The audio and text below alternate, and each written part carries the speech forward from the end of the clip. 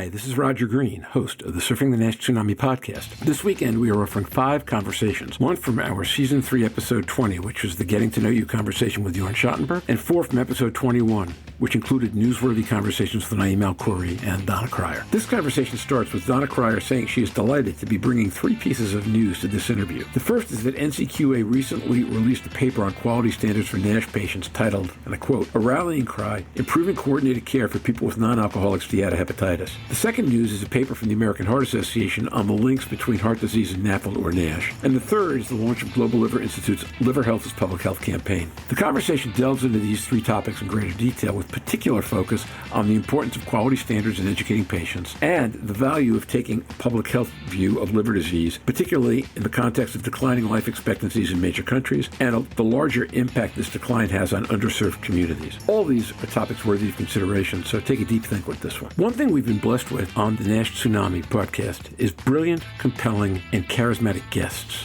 Jorn has been so fantastic, we invited him to join us every week. Back at the beginning, we invited Donna to join us every week, but her schedule and self-care needs couldn't handle the grind. And I'd love to have Naeem with us a lot more often, but a guy who runs a clinic in Phoenix, another in Cleveland, has headquarters in Tucson, is helping to raise 2 kids, and goes to conferences around the world, has a pretty packed schedule. It was really powerful to kick around treatment models with Jorn, and equally, if not more so, to learn about some of the exciting work that Naeem and Donna are doing. Every episode is fun, but frankly, recording this set of interviews was near the top of my list. So sit back, listen, enjoy, learn, and when you're done, join the dialogue on our LinkedIn discussion group.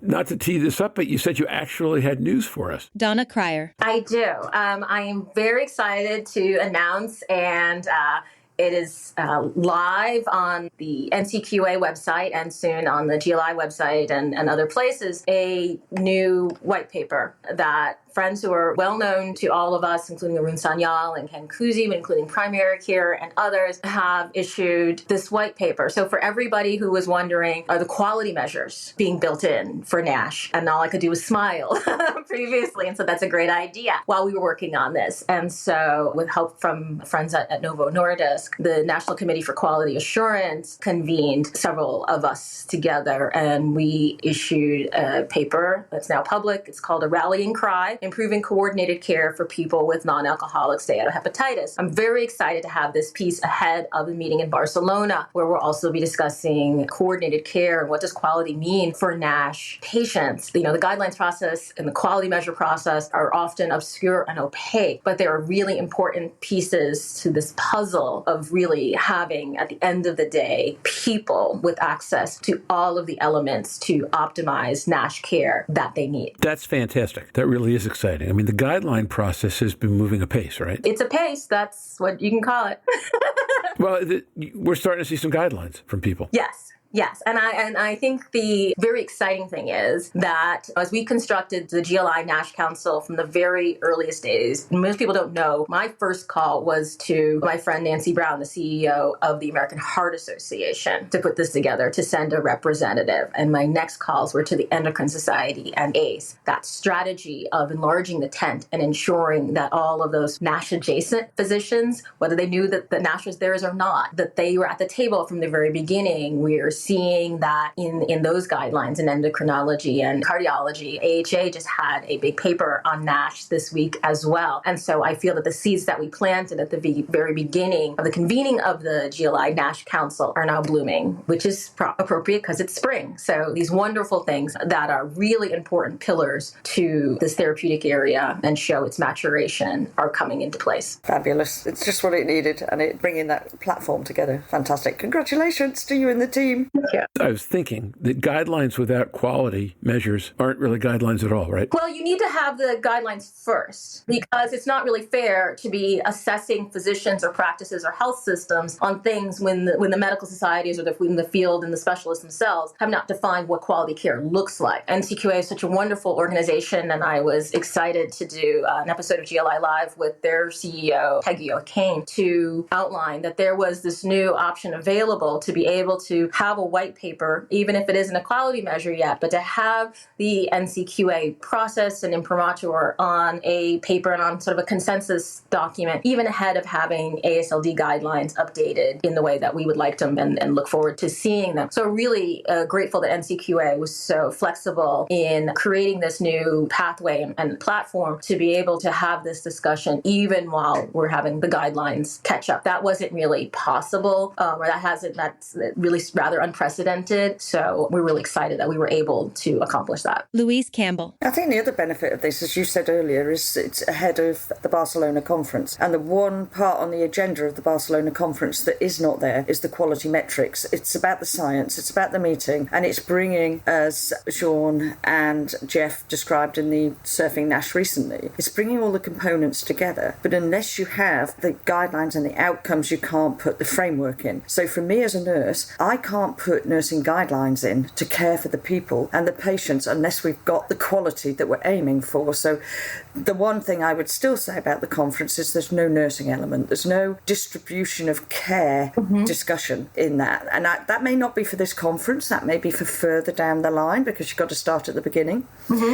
Having these is absolutely vital. We've obviously got the RCN guidelines for the care of liver patients in the UK, which are one of the only ones. So these can be adapted now. These can be fitted round what physicians want as quality and what patients, more importantly, want as quality. How am I cared for? Who's going to do that care? What do I expect for them? All absolutely vital in developing that, not only in the US, but internationally, so that there is a standard that people can understand, people can get within their own care frameworks. So that's really good. Absolutely. If people don't know what to ask for, they can't advocate for themselves. These are really important bellwether. And to have them, you're absolutely right. In the UK, in the US, tailored to different health systems. So that's a really additional important aspect of it as well. Donna, you may have missed this last week, but we did Harrisonisms last week. Everybody, we had the Stephen Harrison drinking game played with black coffee. You would have loved it a half an hour ago, but everybody had to come up with their favorite thing that Stephen says a lot. And I don't know about you, Louise, it's made me terribly self-conscious about what would happen if this happened to me. But if it did, one of the things I'm sure would show up is the phrase that people do what's inspected, not what's expected. And that goes back to this paper, right? Not only do patients not know what to ask for, but if people don't know how they're evaluated, then you go back to the other line about if you don't know where you're going, any road will get you there. Right. Well, now we know where we're going. Between guidelines and the beginning of quality metrics, we know where we're going. So that's fantastically exciting. So let's see. I like to talk in threes. My mother in particular believes in the power of three, and we are just post-Easter, so I'm very high on the trinity of things as magic. I also watched Spider-Man No Way Home, and they saying three is a magic number at the end of that. So three is a powerful thing. So I'll have three things to announce in this episode. So the NCQA white paper on NASH is one. The American Heart Association scientific statement about the connection of NASH to cardiovascular disease, the formality, understanding, knowing what that process is at the American Heart Association, to know what that takes to get it to that level is really exciting to have that. And the third thing is, the official launch of our Liver Health is Public Health campaign. And we've gotten a lot of questions about, well, what does that mean for NASH? Are you taking your attention away from NASH? And I just want to say, not at all. If anything, this gives us a broader, bigger platform in which to talk about NASH. Anything that affects 1 in 4 or 1 in 3 people is a public health issue,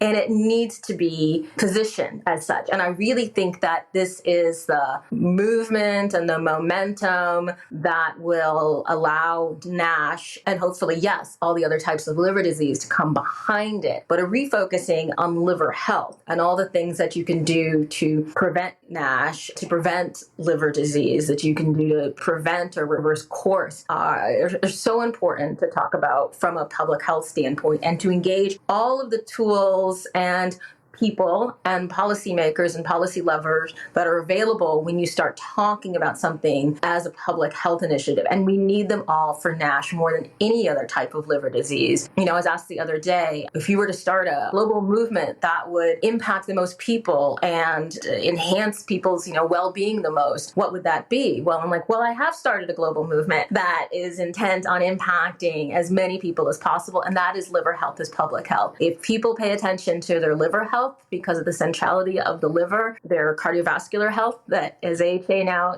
recognizes, their brain health, their overall health and well-being will be much the better. And surely the first disease that will be positively impacted by attention on liver health as a public health issue is NASH. Yeah, I think that's right. Oh, by the way, just for kicks, a group in South Korea today dropped a refereed open access paper taking a look at the ability of NAFL to predict response to COVID during the first half of 2020. An issue we haven't heard a lot about in a while, but it comes back to a whole other element of liver health, right? Absolutely. One of the things that we've been talking about in many different places and platforms, but even in conversations with our friends at the National Institutes of Diabetes, Digestive and Kidney Diseases, NIDDK, within NIH, is that not only do we have more liver patients throughout COVID, whether it's because they've missed appointments and their disease has progressed, but COVID itself is causing liver patients. It's causing liver damage and kidney damage, and so we need to look at that. So the overall pool of people who are affected is only increasing in numerous ways. We see rises in alcohol disease, we see rises in cancer, we see rises in NASH, we see rises in pediatric NASH, and we see COVID-induced liver damage as well. And we don't want that to be ignored. That all makes sense. Right? Every bad behavior that the pandemic amplified all land in the liver. Well, I think, every coping mechanism that so many of the coping mechanisms and choices that people felt compelled to make or were amplified during COVID. And it's interesting. There's sort of a spectrum. There were people who have never been more at peace, more exercising, more hiking, more outdoors, more Peloton, more whatever. They emerge, stronger and better. And then there's another segment of people, and all too often it's Black, brown, or poor people who had to stay at their jobs and couldn't take time off to get vaccinated. And for a host of other reasons, that there's this whole other segment at the other end of the spectrum whose health is far worse at this point in the pandemic. And so it's not just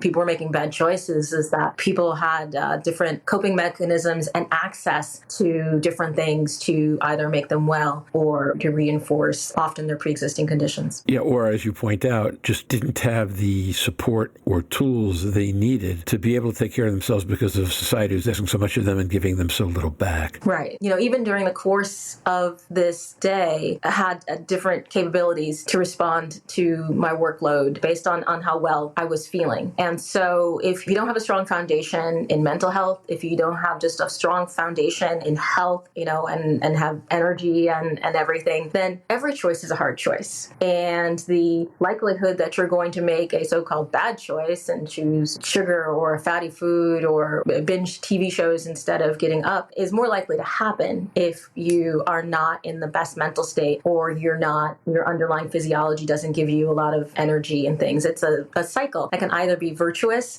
or non-virtuous. It probably goes all the way to vicious, actually, not merely non-virtuous. It can, and yeah. I sell for a living, so I try to emphasize the positive. I don't sell quite as hard as you do, but I do sell for a living. But yeah, I think that's exactly right. And if you look at the rural northern United States and the pathologies of winter, or for example, Russia, now, a lot of alcohol, a lot of suicides, a lot of stuff because people just don't have the wherewithal in rural environments. Either if you have the personality or the personal strength, you can manage it. But if you don't, you're not going to get a lot of support anywhere. Right. One of in my infrequent but increasing number of outings, I had the opportunity to attend the Association of Black Cardiologists Cardio Justice session, a day and a half, in which the now and once again, FDA Commissioner Rob Califf gave the keynote. And part of Dr. Califf's presentation was on the lower life expectancy that we have. And particularly, he honed in on the increasing disparities, both racial and ethnic disparities, so African American and Hispanic life expectancies having a much steeper downward trajectory, but also for those in rural America. And so, as the Global Liver Institute thinks about our our programs and partnerships, and we're very always proud that the Association of Black Cardiologists is one of them. How can we meet the needs of communities better? And how can we define communities broadly enough to reach everybody who is affected, not just those who are already diagnosed and designated as liver patients and claim that identity,